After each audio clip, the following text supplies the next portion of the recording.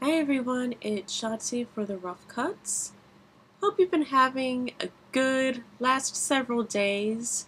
Been really busy with South by Southwest. A lot of movies to talk about with you guys, and today I'm going to talk about one that I saw earlier this evening, and that is Spring Breakers. This is the latest film from Korine. Some of you will be familiar with his works such as Kids and also Gummo. And this one, it might be met with a little bit of controversy.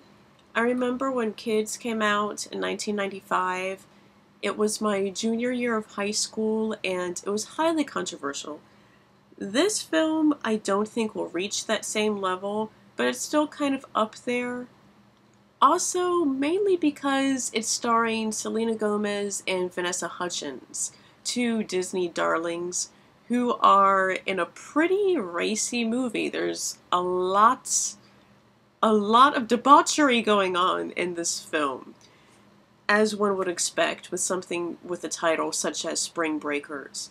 Now, the premise of this story, you have four friends. Three of them are pretty wild, and the other one, played by Selena Gomez, is much milder, very sweet at heart, goes to church all the time, belongs to like a youth prayer group, very good girl. Even her name is Faith. But they've all been friends since they were kids, and she kind of tags along with the others, and they've all been planning to go on vacation for spring break. They've been saving their money all year long, and they don't have enough money when spring break rolls around. So, three of the girls rob a diner because they don't have money, so they go and they rob a diner, and that just kind of sets the tone for this whole movie. And for me, it really speaks about the sense of entitlement that a lot of what I call youth culture seem to have. And this, it just speaks very loudly about that entitlement.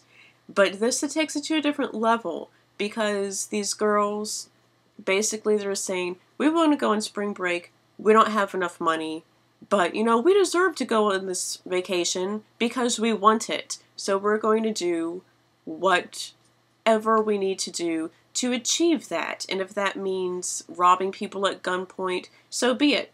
It's because we want this, so we're going to do it, and we're going to get what we want. And that's basically how they live. And they're constantly searching for that new excitement and the never-ending party.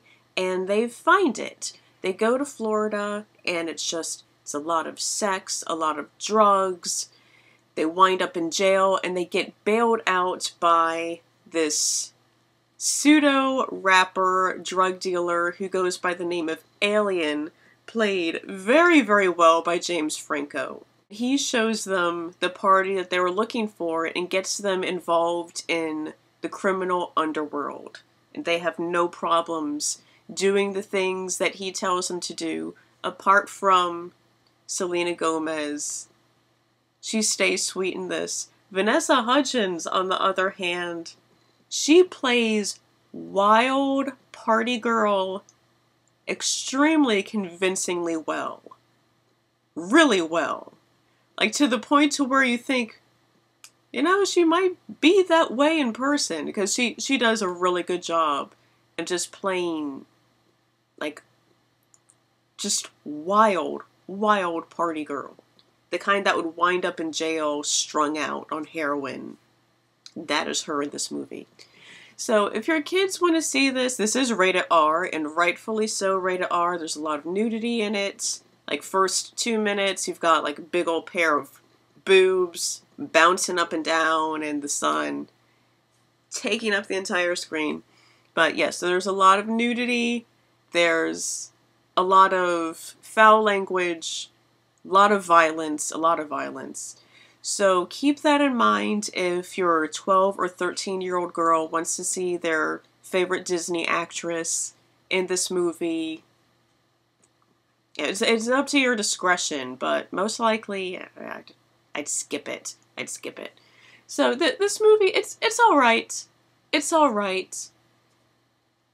I think if you just take it at face value, it's kind of a trashy movie. But if you dig a little deeper, and judging from his past works, I think you are supposed to dig deeper and what it's saying about youth culture of today, then I think it's a pretty good movie. I know that a lot of the people around me, when we were talking about this afterwards, many of them said this was their favorite movie of the festival so far.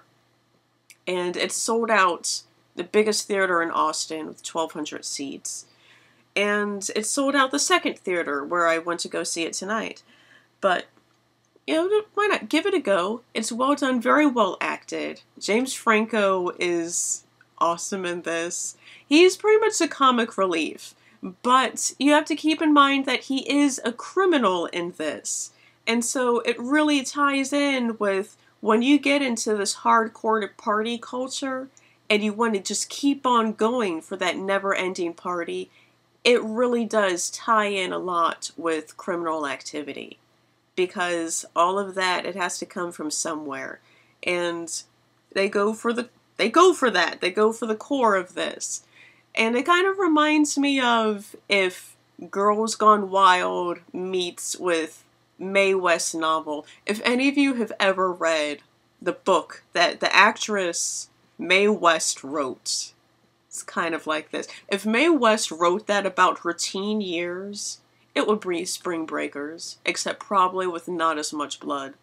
But yeah, it would be Spring Breakers. Because I don't want to give it away. I don't want to give it away. I want to tell you about the ending of this, but yeah, I won't. I won't. It isn't predictable. It isn't predictable. But it's a decent movie. It's a decent movie. It's not just about, like, girls in bikinis that go around shooting people. Face value, it is, but it really does say a lot. So, Spring Breakers. Next time, I'm going to talk about some other films, such as Milo, The Bounce Back. Many of you were asking about Rewind This. Awesome documentary. Zero Charisma. Katie Blog, who used to be a reviewer on here, her film, it's been doing extremely well, and a whole lot more. So I will see you all next time. Until then, goodbye.